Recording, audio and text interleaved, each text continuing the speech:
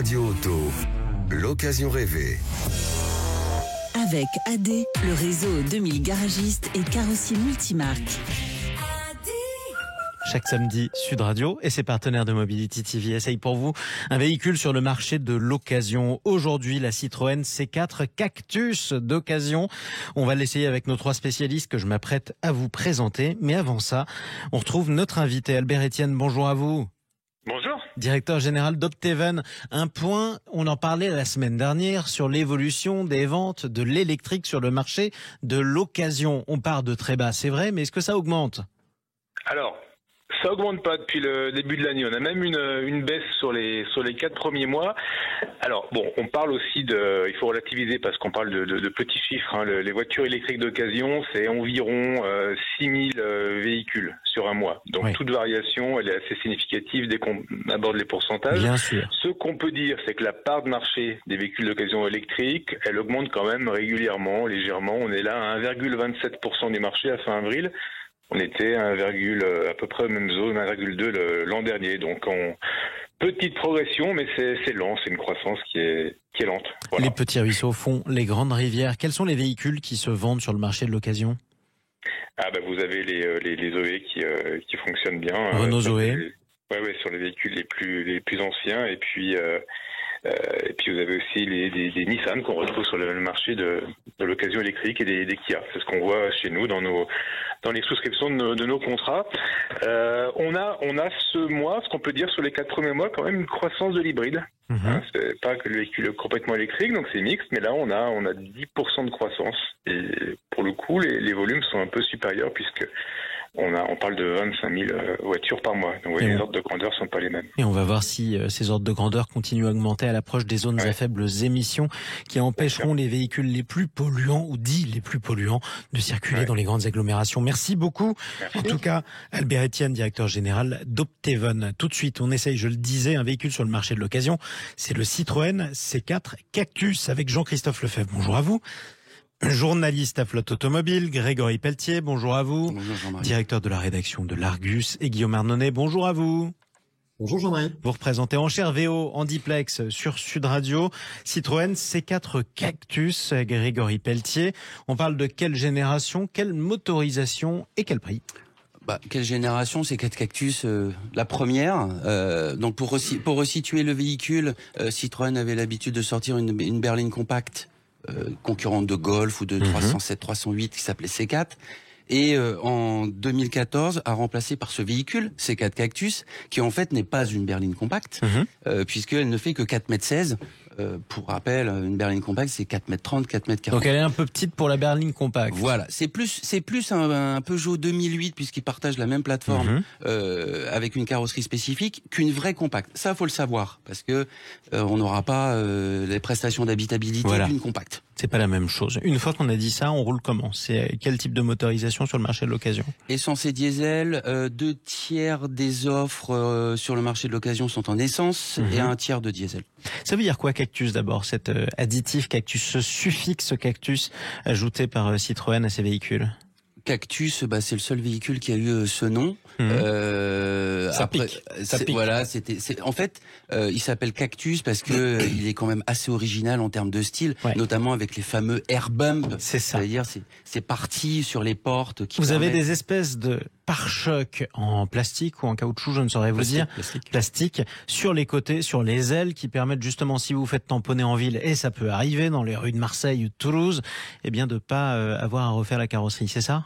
Oui, c'était le principe, et puis c'est un élément aussi de style qu'on peut aimer ou ne pas aimer, mais qui a disparu lors du restylage de cette voiture il y a 2 ans, il me semble. Qui est en général pas bon signe quand on essaye quelque chose et qu'on y renonce juste pour restylage. Alors elle a perdu ses attributs qui la faisaient très différente, elle est rentrée dans le rang en quelque sorte, mais elle y a gagné des suspensions, enfin des amortisseurs à double butée, on va pas rentrer dans la technologie, mais qui sont vraiment par rapport à la concurrence sur ce niveau de gamme, équivalent à des suspensions pneumatique dans le haut de gamme. Une bonne vieille suspension Citroën, c'est ça que vous dites? Oui, c'est pas une bonne vieille suspension non, mais Citroën, en tout cas, mais c'est ça confortable. Ça apporte beaucoup de confort, c'est assez bluffant et c'est d'ailleurs un système qui a été généralisé chez Citroën et chez DS à juste titre. Oui, c'est important aussi de souligner le savoir-faire ancestral en termes de suspension de la marque au chevron.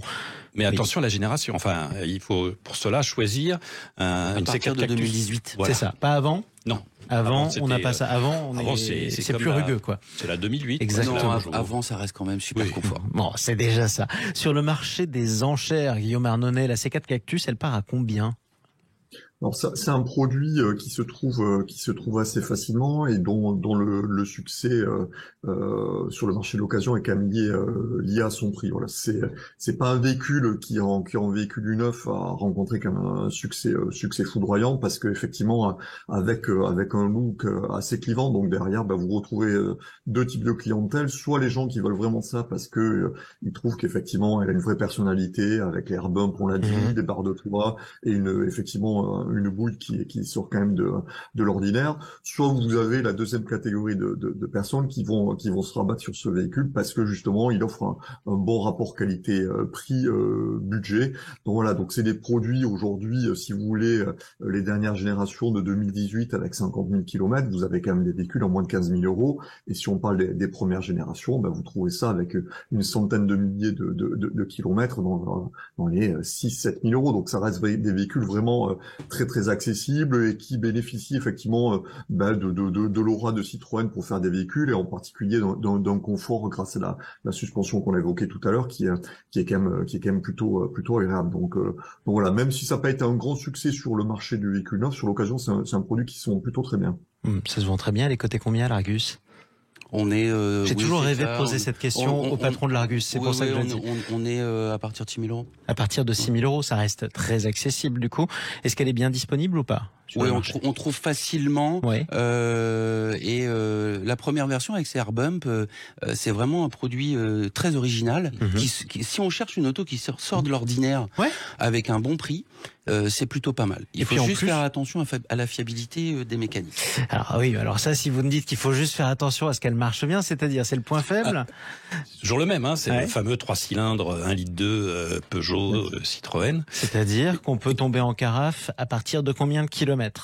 60 000, il faut changer le kit de distribution parce que donc sinon, faut l'acheter à 62 000 km de préférence. Faut l'acheter comme tous les modèles chez Peugeot, chez Citroën et d'autres marques du groupe Stellantis avec la garantie que la courroie a bien été modifiée. Sinon, ça coûte combien? Ça coûte un moteur. Ça coûte tout le moteur, oui, quand même. Ça peut coûter un moteur. Bon, ça, c'est un conseil très important. Vous le rappellerez d'ailleurs à la fin de cette rubrique, Jean-Christophe Lefebvre, c'est le plus important. On hésite avec quel véhicule, tiens, sur le marché des enchères notamment, quand on se tourne vers le C4 Cactus d'occasion, Guillaume Arnonnet? La clientèle de ce produit-là, alors ça va être étonnamment les déclinaisons de la C4, donc à commencer par la C4 et toute la gamme, je dirais, Mégane, Renault, voilà, c'est vrai, Mégane pardon et 308, donc c'est vraiment ce segment-là de la compacte, hein, on est vraiment sur ce profil de clientèle. Et également tout ce qui est 2008, Capture, enfin voilà, donc on est quand même sur une clientèle qui est très très large.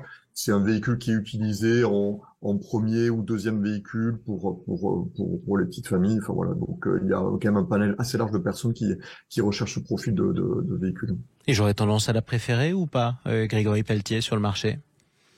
C'est ce que je disais, si on cherche un produit original, ça peut être très sympa. Voilà. En revanche, c'est ce que je disais en préambule, si on cherche, on a 2 enfants, poussette, ça reste quand même un petit véhicule. On sera serré, faut pas qu'ils grandissent trop les enfants, c'est important.